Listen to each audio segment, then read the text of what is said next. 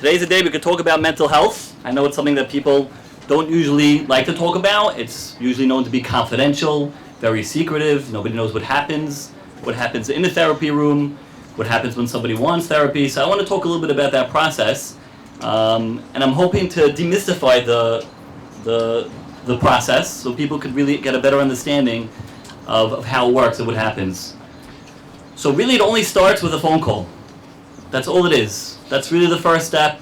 We have the numbers here. If somebody feels like they need help for themselves, you pick up the phone, you call the number. There's a confidential line. We have somebody who's considered an intake coordinator. I was intake coordinator for a few years, so I know a little bit about the process. It's completely confidential. When people call, we take down some basic information. That's all the first step is. Just name, phone number, demographics, age, very, very simple, basic steps. People always ask me and say, what if somebody else needs help? Can I sign them up for therapy? So that doesn't work like that, and I'll tell you why. There's a few reasons why you can't have somebody else that you want for therapy. I once had, it was interesting. One time there was somebody called in and said, I need to get help for this person. They're very important to me. I want to get therapy for my chedameh. So she was a very caring person, right? She really wanted to help her chedameh. She went through a lot of abuse and so much suffering and a lot of anxiety. I want to help her. A lot of times I get a phone call that says, oh, could you sign my husband up for therapy? It's not going to work. The person has to be willing to want to call themselves. And a lot of times dealing with kids, right, as long as a person's over 18, we always encourage them to make that first phone call. Because we want to know that they're willing and motivated to make the changes in their lives. When somebody else is trying to do it for them, usually there's resistance. It's not gonna be helpful because somebody else is trying to sign them up, to try to get the work done for them. It's least likely that change will be made. So what a person could do if they have a family member that needs help is they could sign themselves up for therapy. I very strongly believe that there's a lot that a person can do to change themselves that will interact in the relationship that they can change that other person. They can still call in for therapy for themselves and they'll learn plenty amount of information about relationships and social skills and interactions and how to be able to communicate effectively, how to be able to express themselves.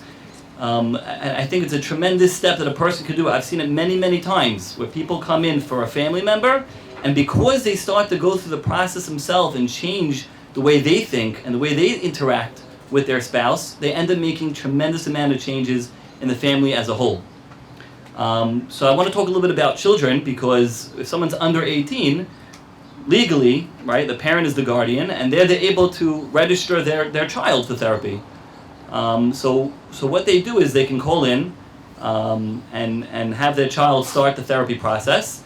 A lot of times parents aren't really sure what's their role in the therapy room. Like if my child is coming to therapy, where do I stand? What do I do? So it really depends on the age. When it's a younger child, we definitely want the parents to be more involved. A lot of times we get phone calls for under 5 years old, which is very, very little for therapy. It could be that they went through something traumatic or something difficult in their life. But I believe a lot of the work could be done with the parent. And it's very important for the parent to be involved in the therapy process. So if the child's going through an anxiety, there's a lot that the parent can learn how to be able to cope with their child's anxiety. Whether it's about changing themselves, whether it's about learning about their own anxiety that they may be putting onto their child, there's still a lot of steps that they can take to learn how to be able to help their child deal with the stress and be more calm, say the right things. A lot of times parents aren't really sure what to say, how do I speak about it with the child, how do I get them into the therapy room. So sometimes there's that stigma against therapy that we want to be able to break that viewpoint that people have. So a lot of times we tell parents that the kids don't really understand what therapy means, what that word is.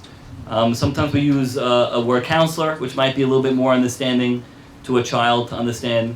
But we always tell the kid that it's a place for them to feel safe. It's a place for them to feel that they're able to share with the person that they're speaking with and to open up about whatever it is that's on their mind or whatever it is that they're thinking about.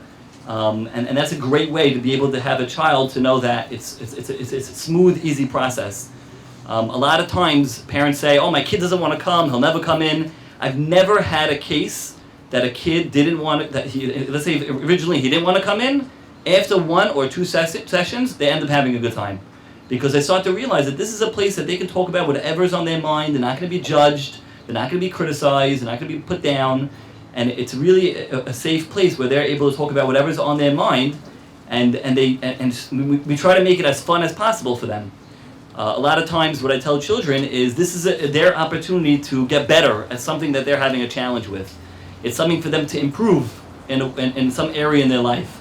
So we don't say to children, oh, you have a problem, or you have issues in your life, or you're the one that's causing all the problems in the family, because that's just going to get them to stay away and not want to do something that they're the one that's being looked at as the problem. Rather, what we try to tell children is that it's always something that they can try to get better at. So when a kid comes in, I tell them, what's one area in your life that you want to change? Or what's something in your life you want to improve? And usually I'll have some boys that say, I want to get better at basketball. I say, great, so we'll start there. Let's get better at basketball. What do you want to improve on? You want to improve on your dribble? You want to improve on your shot? You want to improve on...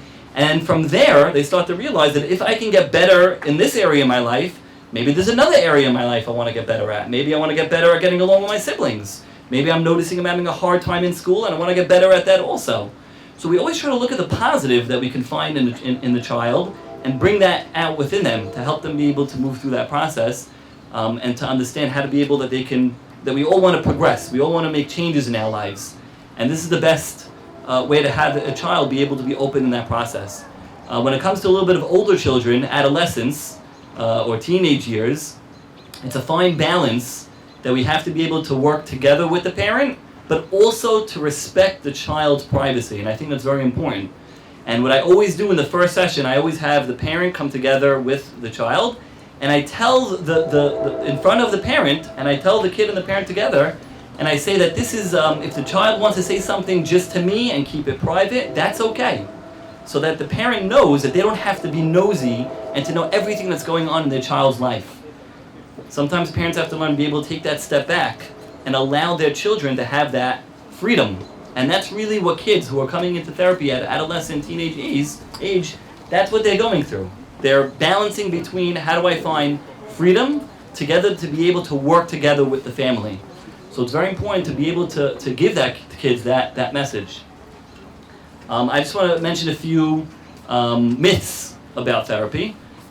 It's very difficult for a person to understand what the therapy process is if they don't go through it themselves. So a lot of times people come in and they think therapy is about venting.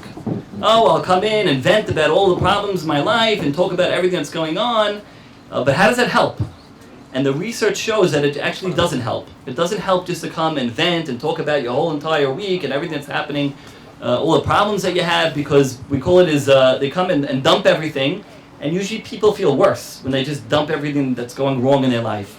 We want to be able to help them view skills, help them be able to learn techniques, to be able to deal with the underlying challenges in their life. Therapy is very, very important that people talk about what we try to differentiate between what we call content versus process. And I think this is very important for people to know. And also, if a person wants to be in therapy, for them to know that they want a therapist who's going to focus on what we call the process of the therapy, not really the content. What content means is that people come in and they think they can talk about their whole entire week and all the details and all the facts and everything that went wrong, and people get bogged down amongst all the different specifics that are going on in their life, and it's less important because what the process is focusing on the underlying issues. It's focusing on, let's say, the anxiety itself or the depression itself. And what they want to learn is how to be able to cope with that depression. So it doesn't really matter that today it was this person that hurt me, tomorrow it's a different person, the next day it's my children that's bothering me. That's less relevant. What we're really focused on is trying to understand what are the patterns of behavior. What's going on where a person is continuously making the same mistakes, or they're continuously stuck in a certain area in their life. And if we focus on the underlying issues, if we focus on how to deal with anxiety as a whole, or we focus on how a person continues to act in the same way without making those changes in their lives, then they can make long-term changes. Because we don't look at therapy as being something that a person will be stuck in for the rest of their life. I tell everybody who comes in, our number one goal is for you to be out of therapy, is for you to be able to be independent, It's for you to be able to stand on your own 2 feet. It's for you to be able to know how to be able to deal with any circumstance, any challenge that will come up later in your life. From the skills that you learned in therapy, you should be able to apply what you learned, remember what you learned, and usually I give out a folder with worksheets that they can keep and hold everything together. That way they're able to look back at it or read back on their journal that they kept throughout therapy. So they're able to see, wow, look at this skill that I used back then. I'm going to now use this skill now to improve this new challenge that came in my life. Because we're not here to get rid of challenges. Challenges is an opportunity for growth. Challenges will always be coming throughout a person's life. So our real goal is to be able to learn how to be able to absorb the skills that we're learning and then implement them throughout the week in order for us to be able to see change. And it's also very important to recognize that therapy isn't just once a week for 45 minutes. I know that's what it is on the schedule. But therapy really is a whole entire week-long process. And what I try to give over to my clients is that there's something that they can practice in the therapy throughout the week. And that way every day they can go home and to continue to say, oh, what was that skill I learned? Or what was it that I did in therapy? How are they able to continue to do it every night of the week, every single day of the week? That way when they come back the next week, they can say, wow, look at these changes that I made. Now, obviously what happens a lot of times is people, we find resistance. Where people it's hard. They come back the next week and say, oh, I didn't practice the technique, or I didn't do the skill, or I forgot to do the homework that you gave me, or I forgot to work on it, and it was hard to implement it. So when it comes to that stage, what we do is we say, okay, so what changes could you make in the therapy room for these 45 minutes? How are you able to use that skill in this moment between the relationship, between me and the client, and be able to say, how are you able to use the coping technique right here, right now? Let's practice it for these next 20 minutes in a therapy session, and see how you're using that skill in order to be able to now say, oh, now I got a taste of it, now I'm going to use it throughout my week. So these are just skills. If a person's in therapy, you want to look for these things. If you want to make real change, you want to ask your therapist, okay, so what can I practice on throughout the week? It's not just a conversation that we're having throughout the therapy session. Rather, it's something that you want to be able to make the changes that have long-term effects. And that's really what we see. So a little bit back to the process of the SBH clinic itself. So we have when a person makes that first phone call, we take down that basic information, and then we'll call a person back, let's say within the next few weeks. We do have a waiting list. It does take some time, but we take that waiting list very, very seriously, and we have been cutting down the wait time. A lot of people now are in deal for the summer. If somebody wants therapy starting, let's say, in September, I suggest you call within the next few weeks. That way, get yourself on that waiting list from at least the mid-August or beginning of August, and that way, by the time you come back, show that you're committed and say, okay, I'm ready to start right away in September. A lot of people say, okay, I'll wait till after the holidays, I'm too busy now, I'll wait till after Rosh Hashanah, then Kippur, then Sukkot. Okay, this year we'll start in October. When people do that, it's very hard to get in the door, as opposed to people say, this is a serious issue in my life, and I want to start right away. And I want to be able to help myself, right when we get back to Brooklyn. Since COVID, there has been some positives that came out of it. We have started telehealth, something we never did before, but it's something that we do offer now. So people have the opportunity to be able to, have a Zoom session or some type of video session. People ask, is it effective? So it definitely is not as effective as being in person, as having that real relationship and connection when people are able to see each other in the room, connect with each other in the room. It's funny, when you're on Zoom, right, you're never looking at the person directly. Because if you're looking at them, then your eyes aren't in the camera, so you don't look like you're looking at each other eye to eye. When you're looking at the camera, you're not really looking at them because they're down on the screen. So there's automatically that disconnection when people do telehealth. But is it better than nothing? I definitely recommend it's better than nothing. If a person can't come in, or they're stuck at home, or they're unable to have a session, so in person, so it's definitely better to have a telehealth session than to be able to sit at home. So it's definitely recommended. If you have no other opportunity, no other choice, we have opened up to a lot more opportunities of being able to see people through telehealth. So that's definitely a consideration. So back to the process. So a person would get a phone call, sometimes to say that they want to meet with the first session. So the way therapy works is we need to get what we call an intake sessions. Usually it takes in the clinic for an adult between 1 and 2 sessions. Usually for kids, it takes between 2 and 3 sessions. The reason why the intake is so important is because we want to be able to get a full background about what's going on in the situation.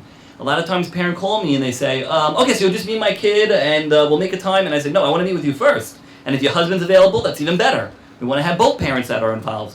And even when it's a divorce case or a separation case, it will still work out how to be able to meet with both parents, because it's important to have both environments, or home environments, on board. And it could be that the mother is working on a certain skill or technique, but the father is not doing it, and he's pulling back on everything that they're working on. So we want to have both parents involved. That's always the best way to do it. And we want to be able to help them through that process. So usually we'll have, like we said, 1 or 2 sessions for an adult, 2 or 3 sessions for kids. And that intake process is very important because we want to understand what are the triggers, what's setting it off, what's making a person stuck. How come a person's not being able to move through?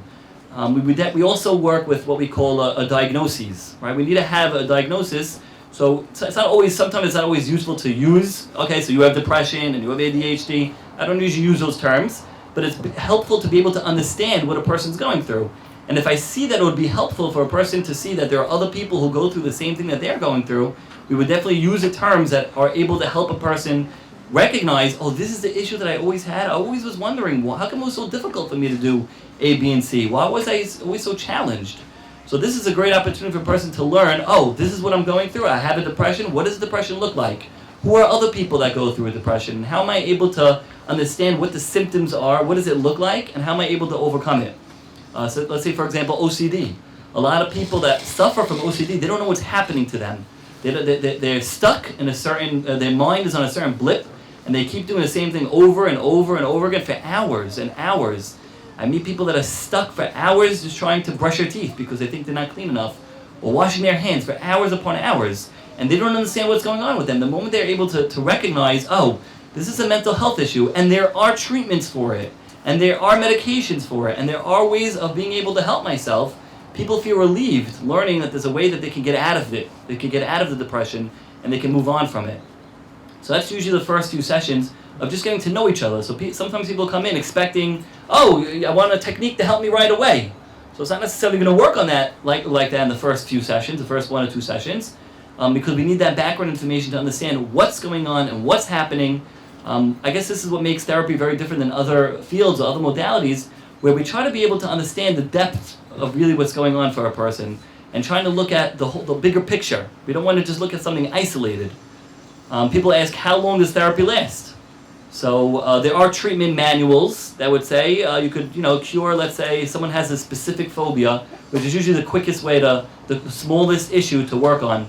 So someone says, I'm afraid of elevators. So yeah, we could help a person through, let's say, 12 sessions. But usually we find out there are other issues or other anxieties. It's not just the elevator. So when things like that happen, it takes more than just 3-4 months. Sometimes we notice that people, I would say the average is about 6 months, so a person can actually tackle an issue and understand the process of what they're going through, and be able to actually find a treatment that they're able to use that works, that's able to make a difference in their life. Sometimes people are in therapy for about a year, sometimes it takes 2 years, depending on how complex the issues are. But don't get discouraged. It's always that first step that helps and that people start noticing the difference. So people ask, how do I know if I need therapy? How do I know if I should come into therapy or not?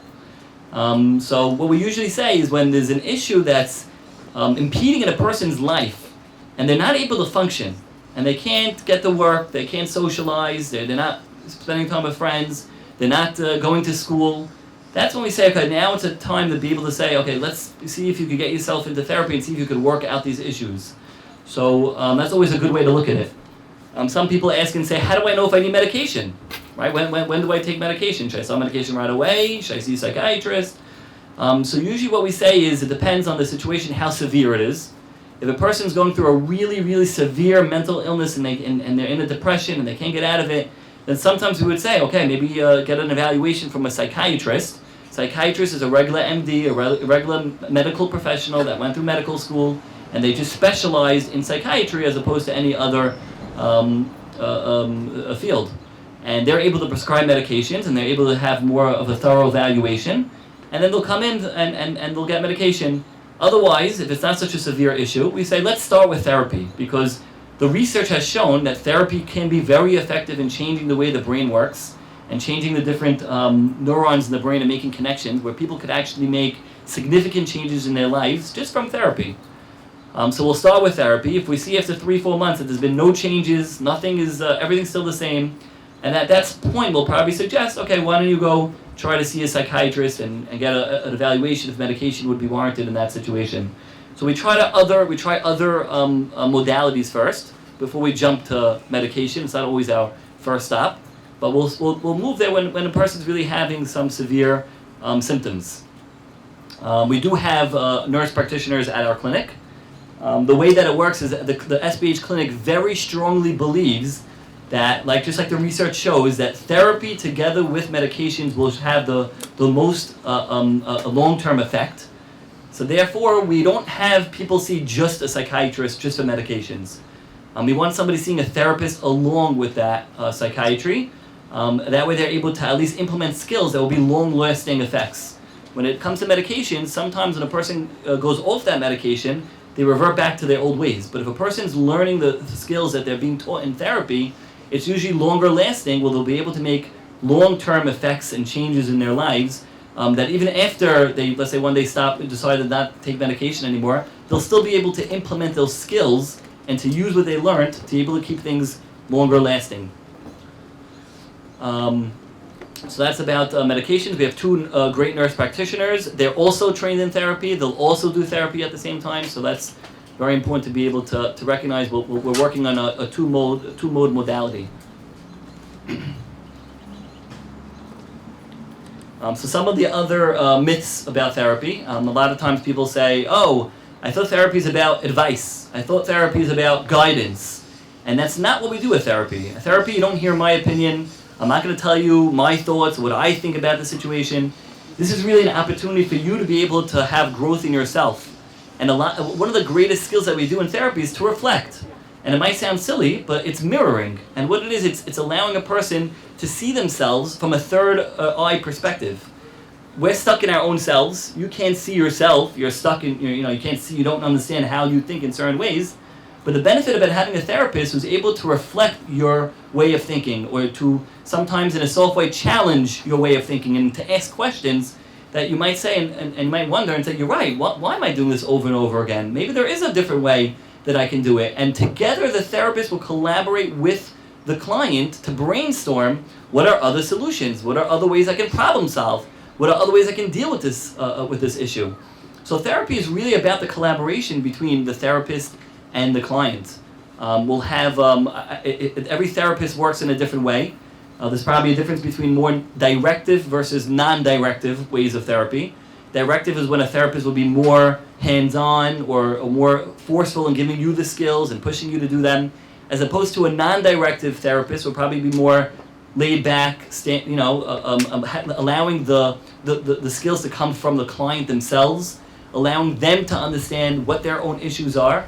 And it's a fine balance as a therapist. Sometimes there are clients that need more of that directive, and sometimes not. So we're able to balance it out and be able to see what's best for the client. I remember when I was in graduate school, I remember hearing a professor say, a therapist will give the skills based on whatever they were trained in. So if they were trained in what we call CBT, they're going to be a CBT therapist. And if they were trained in psychoanalytic and more of the Freud school of thought, they're going to give over psychoanalysis. And if they're trained in this modality, they'll give over that modality. And when I heard that, it bothered me. I said, I don't want to do what's best for me. I don't want to do what's best for the therapist. I don't want to do whatever the therapist is trained in. I want to do what's best for the client. Because different skills will work in different ways for different clients. And every single human being is very complex and will work and think in different ways. So I said to myself, I want to learn all the different schools of thought. I want to be able to understand different ways of thinking to be able to help the client where they're at and to help the client with what they're going through. And it's a very important rule in therapy. We call it autonomy. Autonomy means that I don't put my values, I don't put my beliefs, I don't place what I believe in onto my client. I allow my client to take what their beliefs are and what they believe in and what their values are and live their lives according to what they believe. So it's very important that we don't put ourselves onto the client, we don't assert ourselves we're not pushy, we don't bring ourselves into the room, we don't judge them and say, oh, well, I would have done things differently, or my experience in my life of dealing with things would have been like this, and this is how you should do things also. Which actually is a good point that comes up when people ask. A lot of times people say, oh, I'm seeing this therapist, and they're helping me with parenting, but they were never married, and they don't have any children, or they're newly married, and their child is 2 years old. How could they help me with parenting if they never parented anybody before? And what I usually say is these therapists are trained, and they went through training in parenting modalities that maybe the parent hasn't necessarily gone through. And for example, I'm now training a lot of the therapists in parenting, even though some of them may not have children the same age as what the clients have. They're still trained in the different skills and the different techniques that could be used, and what we use are research-based techniques. You always want to ask if a therapist is using what we call evidence-based practices. Therapy is not just random, we'll try something, it works, it doesn't work. What we use, the skills that we use, have been through a rigorous scientific process where they take, let's say, 1,000 people, and they say, okay, we'll try this technique, and they say, oh, well, it only works for 10% of the people. That's not good enough. We want techniques that will work with the majority of people, or 60, 75% of people. So we'll go through these scientific studies, and they'll see what works and what doesn't work. And therefore, even though you may have somebody who doesn't have children themselves, but they've been trained in these modalities and been trained in these types of skills, they're able to know what works and what doesn't work, and they're able to implement it within the therapy room. And of course, we would love to hear feedback from the client, and I think this is also a very important point, that a client always has the opportunity to share with their therapist their thoughts about the therapist. A lot of times I get a phone call as a supervisor, and the client will say, I don't think I fit very well with this therapist, and they're doing something in a certain way which doesn't really fit for me, and I don't really like how they're doing it. And I always ask, did you bring it up with your therapist? And they'll say, no, I don't want to hurt their feelings, I don't want to make it personal, I don't know what they're going to think about me. And I supervise a lot of these therapists, and we work on our own inner feelings and emotions, where we're not going to be offended if a client wants to switch to a different therapist. And usually when they go back to the therapist, and they say, I think you were too much on this way and pushing me too much to do something I didn't really want to do, and they have an open conversation with that therapist, it completely changes their mindset. Because number one, now they're able to talk about things that are difficult for them, and now they're able to, let's say, go to another person in their own family, a person in their own life, who they had a hard time communicating with, and now that they were able to be open with the therapist and talk about what their thoughts were about the therapist, now they're able to share those thoughts with other people that are close in their life that they may have had a hard time talking to before. So just the interaction, the dynamic between the therapist and the client has a tremendous ability of being able to teach people the skills of how to be able to have open, effective communication, which is one of the underlying themes of therapy, is the ability to be able to bring the unconscious into consciousness, which is a theme throughout therapy that a lot of times we're not so aware of things. Right? I always give the example of like an iceberg, where you have the iceberg on top, and there's a whole amount of the ice is huge underneath the surface, where people don't see it, and people don't realize what's going on. People are completely unaware of their own subconsciouses. But when they're able to work out and talk about these things with a therapist, they're able to recognize there's a lot more deeper beyond that surface than they first realized. And one of the goals of therapy is to be able to take that surface level and go deeper down, further down, and able to expose more of that iceberg, so they're able to see more of the things in their life that they never even recognized that they were doing, or how much they're self-sabotaging or holding themselves back from being able to grow. So it's definitely a great way of learning, of being able to have that therapist to be able to see those points of views that you don't really necessarily notice, be able to make that difference, and being able to see more in the picture. There's something in therapy called transference, which I think is also a significant point that we work on together with clients. What transference means is that a lot of times when a client is working with a therapist, usually therapists don't disclose, unless it's essential or necessary, usually a therapist doesn't disclose information about themselves. So they don't talk to the client about their own life, or what their family life is like, or how many kids they have. And the less that a client knows about a therapist, people wonder, like, oh, it's so uncaring. Why can't they share with me? Why can't they just tell me, so te'il, just tell me, how many kids you have, who your spouse is. You know, well, why can't they just tell me? So the more that a therapist remains unknown, or that they don't know about them, the more that a client starts to place their own assumptions onto the therapist. And we actually call that transference. And sometimes a client will start to portray the therapist as somebody significant in their lives. So maybe a child might start looking at a therapist as their father, and maybe certain interplays that happen between them and their own father will come out in the therapy room between them and the therapist. And now what the therapist does is able to work out that dynamic and help them be able to connect back to whatever challenges they were having with their father. Or it could happen with a spouse, it could happen with if a client's going through a difficult time with one of their own children, and they may look at the therapist as that person in their life. It could be a friend that the client's having a hard time getting along with, and they start to portray and look at certain relationships that they have with that other person in their life onto the therapist, and then through that relationship are able to work out those challenges that come up and are able to make a significant change with the client's person who they're close with in their life. And we call that transference, and I think it's a very important thing to keep in mind, because people don't understand what is therapy about and how does it really help you. But these are the dynamics that are working within the therapy room that I wanted to enlighten people about, to know what they're getting involved in when they start this process. Also, we should talk a little bit about children. People, one of the modalities that research shows that works the best with children is what's called play therapy. So it just sounds like, oh, it's just playing, right? What is play therapy? At our clinic, we have, I believe, 5 or 6, maybe even 7 play therapy rooms. And if anybody's ever seen them, they're phenomenal. They're unbelievable. You walk into the room and we have a sand tray, we have puppets, we have figurines, we have a play kitchen, we have play toys, we have costumes like a policeman or a fireman. And parents think it's just play, like, oh, you're just playing with my kid. But they're not recognizing the nuances and the significant differences between just playing and having what we call play therapy, where, again, a lot of the dynamics that are happening between, let's say, a child and the school. I'll give you an example. A child once dressed up and, put on the police uniform, wore the police hat. We continue to play together. And maybe they might use a stick to hit, or they might use it to start to yell at the therapist and be like, you have to do your homework. You got to start working hard now. Why are you not working enough? Go to bed now. And that gives us a lot of information of what's happening between this child and what goes on at home, and what happens in their school. And we're able to work out that dynamic. We have here Ruthie, as one of our play therapists, that she worked at our clinic for some time. Eliyahu Manopola, that's a married name. But she definitely had a lot of that experience of being able to work in the play therapy rooms and know what that's like, of being able to meet the child where they're at. We were trained in sand tray therapy, which we use the figurines to be able to use the sand. First of all, sand is very therapeutic. It's very sensory. Being able to feel what the sand is like. I have plenty of clients and even adults that use the sand tray, that put their hands in the sand and feel it, and they feel a soothing feeling and a calming feeling for it.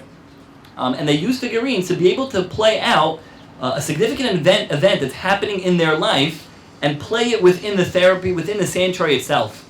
And they're able to see what's happening in their life and what's going on their deeper levels, and be able to help the child work out with whatever chaos is happening in their life. A lot of times we see that when a client first comes in, it's a common theme, that they'll make a sand tray a chaotic war, or everyone's fighting with each other, and everything's upside down, everything's messy, there's no order, no structure, there's nothing that's in any type of place. Everything is all over the place, everything's a mess. And through the therapy process, as of years down the line, let's say 3 months, 6 months, as the child gets better, you'll start to see the shifts. And what we do actually is we take a picture of their sand tray, and we either keep one on file or we give one to them, so they're able to see the changes in their life. And 6 months down the line, they'll have a very structured, ordinary, a sand tray playing out themes in their life, but very different from the themes that they had originally, which shows that they've been able to work out a lot of the inner conflicts or the struggles or the relationship issues that were happening in their life, and they're able to actually find solace and comfort and peace in those areas in their life. And we're able to track, just from these pictures, from looking at what happened throughout the months that they've been in therapy, how they were able to make such significant changes throughout. So there's a lot of different types of modalities. As Susan was mentioning before, there's what we call CBT. CBT stands for Cognitive Behavioral Therapy. It's funny, back in the 50s, they had a lot of conflict and arguments. What's a better way of doing therapy? Is it through the mind, cognitively, through the thoughts, analyzing how a person thinks, or is it through the behaviors, right? On one hand, they'll say we have to change the way we think. If we change the way we think, we have a new mind, a new perspective, and a way of looking at things, we'll be able to make changes in our lives. And then the other psychologists would argue on the other side and say, no, change the behavior. Who cares about what the guy's thinking in his mind? If a guy bit his nails and now you put Band-Aids on their fingers, they can't bite their nails anymore, they'll stop biting their nails. Until they started to realize that these two therapies came together and said the most effective therapy is what we call cognitive behavioral therapy. Is we're working on both ends at the same time.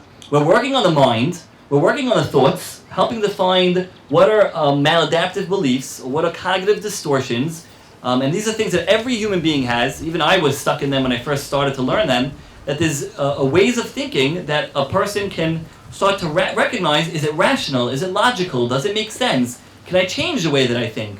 So what people started to realize is if you challenge your thoughts, you're able to think in different ways where you'll actually have a different outcome, and you'll start to feel in different ways and start to have different behaviors.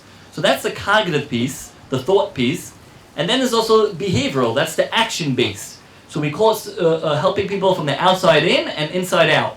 Right? We're helping them from their mind, top to bottom, or working from their behavior, which is bottom up to their mind. And that's one of the most effective ways of using therapy. It has the most research behind it for many, many years.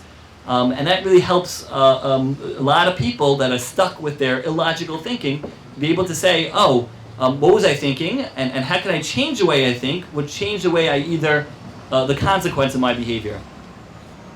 If everyone here could just take, I want to use a practical example, what I want everybody here in the room to do is I'm going to teach you guys over one simple basic CBT technique.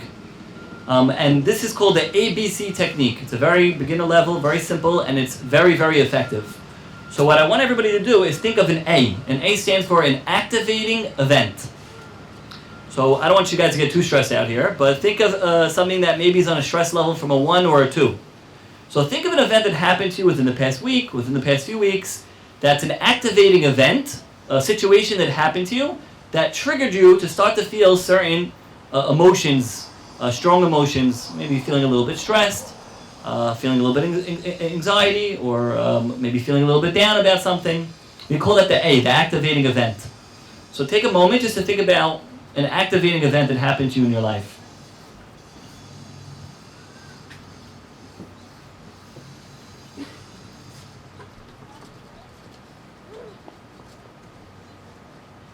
What I want everybody to do now is move to the B. The B stands for the belief. What's your belief about that activating event? Which means, what are your thoughts? Thoughts is usually an idea, it's a concept, it's a few sentences long. That's your belief about what happened. So take a moment to just say to yourself, when this event happened to me, when I was triggered in this way, what was I thinking in my mind? What thoughts came up in my mind?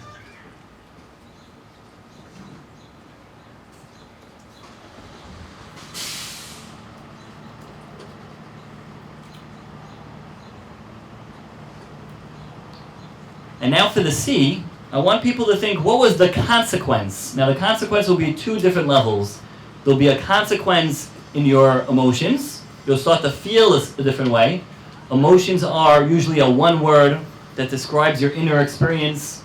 Happy, sad, angry, excited, frustrated, confused, right? All these are emotions. It's usually a 1 word that describes our inner experience of what we're feeling at that moment.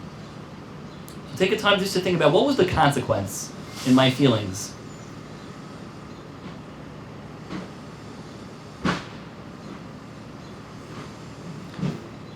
And for the second level C is to think about, what was the consequence in my behavior? How did I act as a result of what happened to me? Or how did I act as a result of the feelings that I was having at that time, or the emotions that I was going through? So think of the second level C, the consequence, and your behavior. How do you act in that situation?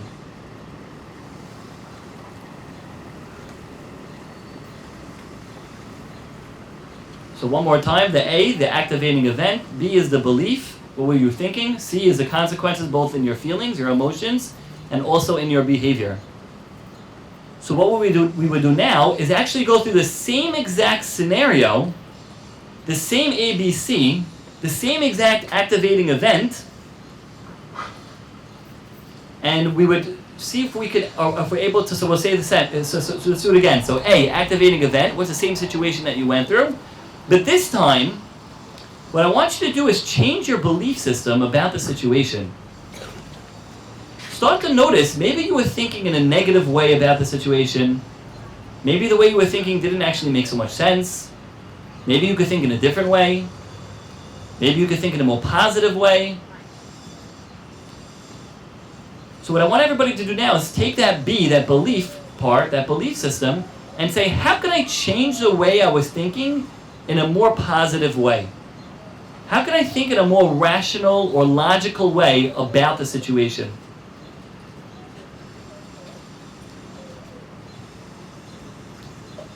And what you'll start to notice is that your C is not the same. The moment we start to change the way we believe about the situation, we won't feel the same way. A different emotion will come up. And not only that, but a different behavior will come up. A different C, a different way of acting, a different way of behaving. And it's such a powerful tool that we're able to sit back, sit down a moment, analyze our process, and how to be able to think differently, which leads to how we feel differently. And it leads to how we act in different ways. And I'll just give you an example that I share with my clients. Let's say an A, activating event, the person gets into a car accident. But let's say there's two people in that car. There's the driver and there's also the passenger. And they both, right, they both went through the same accident. They both went through the same experience. They both had the same situation happen to them. But one person is saying, oh my goodness, I'm going to die. I can't believe this. And they're distraught. And they're all upset. They're all overwhelmed. They can't take it. And the other person is reacting and saying, okay, I'm alive. Thank God I'm here. We made it through. Baruch Hashem. We're going to be okay. We'll get through this. Why are these two people that went through the same experience having two totally different behaviors? They both went through the accident, but yet they're responding in two totally different ways. And it's all about that B, the belief. It's all about that middle step. It's all about that thought process. Because one person is thinking to themselves, I'm going to die, I can't take this, I can't help myself. Well, the other person is thinking, I'm alive and I'll make it and this is okay, I'll be all right. And that thought process leads to different emotions. And that thought process leads to different ways of behaving. And it's great when we give this over to clients. And that's what I wanted to give over to you here today. To realize that with therapy you could really make a difference.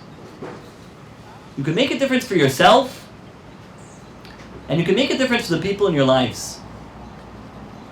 That by just keeping what we call a thought log, and going through these steps, recognizing what was the event, what was my thought process. It happens so quick, we call them automatic thoughts, or lightning thoughts. Because the process is in such a millisecond, it happens at a flash of lightning. We don't even realize how much our thoughts are affecting the way that we feel and the way that we behave.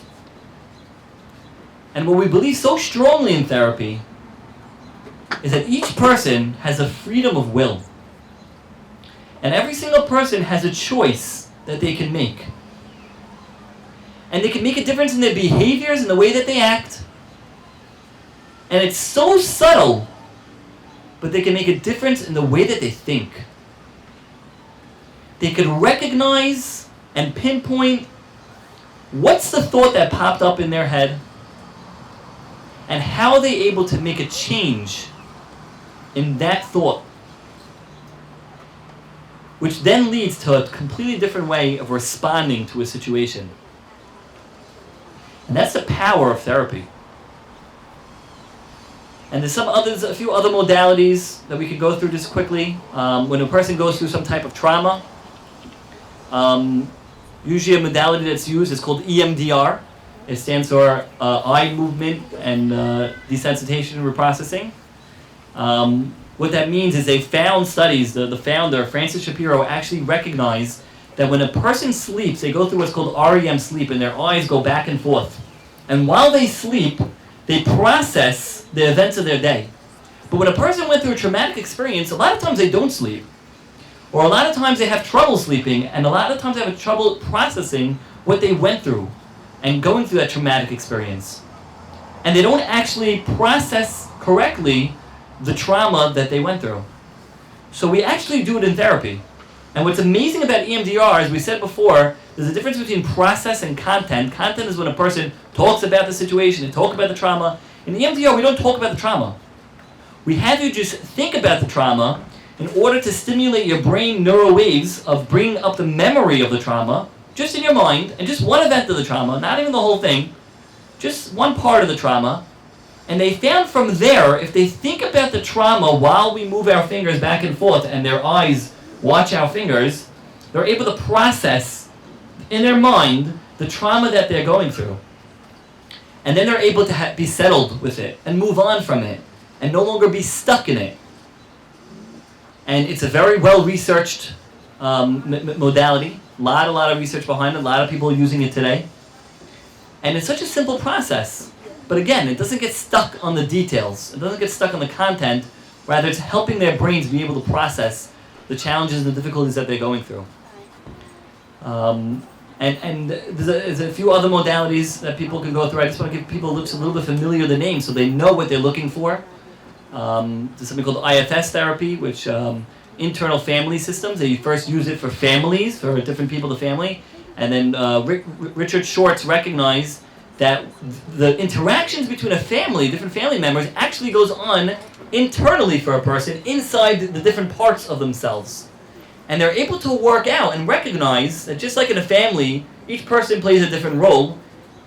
People have different pushes in different directions. They're able to look at the different parts within themselves and actually make that change internally. I want to end off with just one last idea.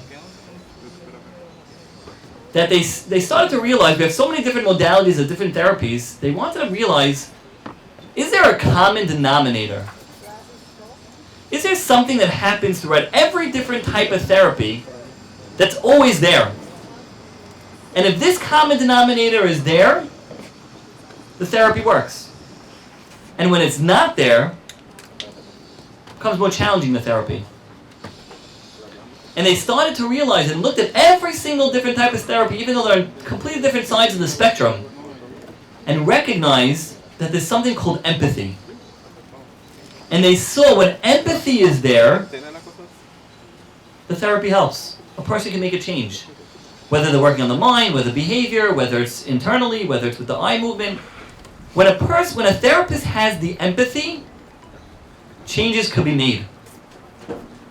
But when that's lacking, it's very difficult to make that connection.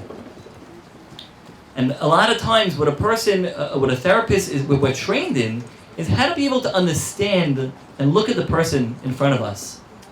And to actually feel the sensitivities that they're going through. And to feel that burden. And try the best that we can to understand life through their perspective. And see the challenges that they're going through. And hear how much that they're suffering. And when that empathy is there, and anybody who's been in therapy could sense, when they see that their therapist is able to do that for them, all else is there. Changes can be made. Connections can happen. They can feel interactions. They can feel like somebody's out there to help them. They can feel like that there's hope. They can feel like change can be made. And that's what a person should really sense when they're in therapy. So sometimes people kind of misunderstand it and say, oh, you're a therapist, can't we change the times to, Saturday night at 10 p.m.? Can't you be there for me? Don't you care about me? I thought you were a therapist, can't you care? So yeah, you're right. There is that fine balance, and there is balances that need to be made, and there are boundaries that need to be made. We're not just, it doesn't mean we don't care just because we can't make a therapy appointment an hour before Shabbat. But there are other connections to be made. And that's one of the most important factors and criteria in therapy, is for a person to actually be able to connect and have that empathy. And when they feel that, the person will see a lot of success and changes in their lives. Thank you. Time for questions? Yes, I ask a question? One or two? Does anybody have any questions that they've heard about, or any questions about therapy? You can raise your hand. Yeah, I want to ask you. Sure. Medications. Yes. Doesn't it make people suicidal? That's a side effect? Yes, so that is a great question, and people sometimes when they see a psychiatrist, they think it's just random. Scary. It is scary. It is very scary. That's why it's very important to find a good psychiatrist. You could call Susan by the MHR referral to find the right psychiatrist. There are medications that would make a person have more suicidal thoughts. It doesn't mean that that's what happens every single time, otherwise those medications wouldn't be on the market. They wouldn't be there. So it is a side effect of very specific medications. If that's a concern that you have, talk about it with your psychiatrist, ask them, what are the side effects, what could happen. The body is very complex, and sometimes I've heard this many times from people that say, oh, a psychiatrist just throws in different medications, it's a mix and match, it's just a different cocktail, and they see what works, what doesn't work. It's not like that. A good psychiatrist takes a good assessment of your body and understands a different way how your body interacts with different types of medications, and they'll be very careful of what they prescribe and what they not prescribe. And some of those medications that people will say, oh, as a side effect for a suicide, how can people prescribe it? It actually helps a lot of people that are suffering from a depression. And it does actually help them, through a process. Yes? You spoke about transference, which has to do with therapist non-disclosure. But wouldn't you agree that when a therapist does disclose information about themselves, it makes the client want to open up more? So I put a little caveat when I said it. I said there are some times that it is essential or necessary for a therapist to share information with the client if they feel that it's therapeutic, and it's and it is also something I didn't speak about. But a good therapist always has a supervisor. And what they work out with their supervisor is, would this be helpful for me to share this information or not? And if through a supervisor they'll realize that it is helpful and it'll help the client feel more comfortable or sharing more, then they'll actually give over that information. They would share it with them. A lot of times people ask and say, oh, there's this therapist at SBH, are they good? And are they helpful? And I don't know if they're brand new. Every one of our therapists at SBH, which is actually very unique, that a lot of other clinics don't have, is we have long-term supervision. We have one-on-one supervision with every client that comes, that every therapist, together with their supervisor. They also have a group supervision with the whole entire clinic, and they also have a specific supervision based on their, with a smaller group with their individual skills. So SBH gets excellent supervision. If anyone wants to work at SBH, they'll definitely get great supervision as a therapist, and it definitely can help them through that process. Any other questions? Yes, Auntie Michelle. So, you mentioned before that therapists don't speak in the room and they don't do all that kind of guiding. The person works through their self to figure out how to cope.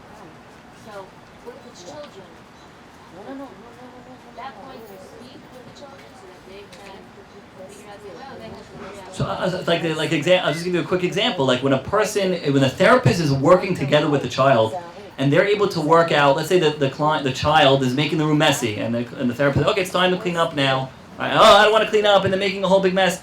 So, just the interaction, just the connection between how the therapist is interacting with that child. They don't have to tell them, you must listen to your parents, you have to clean up the room, you have to be clean, and telling them what to do. Just the way that they interact.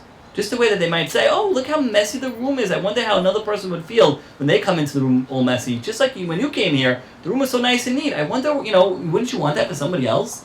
So we're not really telling them what to do. We're not really saying, this is what you have to do, act this way, do this. The way sometimes a lot of parents come to us and say, tell my child to stop fighting with their sister. It's not going to work like that, right? Obviously, there's underlying issues to be able to change that dynamic. So just the interaction between the therapist with the child has a tremendous therapeutic process that actually helps. In regards to, before I was talking about the sand tray, we as therapists don't actually interpret the sand tray. We don't tell them, oh, I see in the sand tray you made that you're fighting, it must be you're fighting with your sister, or you have no friends. We don't interpret it for them. By helping them with that sand tray and maybe making a shift or making a change or asking them about it, automatically change is happening. We don't tell them what to do. The process happens on its own. That's to answer your question. Yeah, back there? Yeah, so you were talking about the ABC method. Yes. So you were saying that you think of separate time in your head where you felt like a little bit like a reaction. Right. I'm having trouble understanding at what point you know something's irrational versus rational. So like for me, the choice that I chose was my kids on the trampoline. Trampolines in the summer, they get me crazy. So how do I know if my fear is irrational or if it really is irrational and fear a lot that kids get hurt on the trampoline? Like how do you figure out which fears are rational and which fears are irrational? That's what therapy is all about. So it'll take you a few sessions to figure that out, but that's exactly what we look for. We look for things that are evidence-based. We have a list of 12, a dozen what we call cognitive distortions. I'll give you an example, something called mind reading or fortune telling, right? Let's say fortune telling in your example.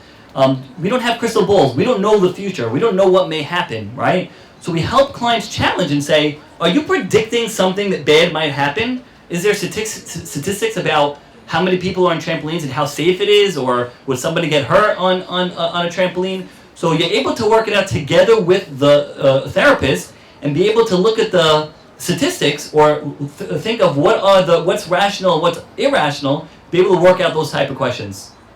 Okay?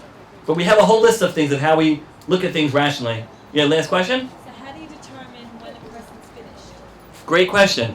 A lot of times we want it to come from the client themselves. When they feel that they could be independent, they're able. We could see that they're able to do things on their own, overcome challenges on their own. We go through what we call a maintenance period, where we see, okay, let's see the last month or 2 months, how are you able to handle things on your own? And the therapist takes more of a step back and says, oh, this challenge just came up. How did you deal with it? And if you see they are able to deal with it and have that autonomy, then you're ready to discharge. Congratulations, Babruk.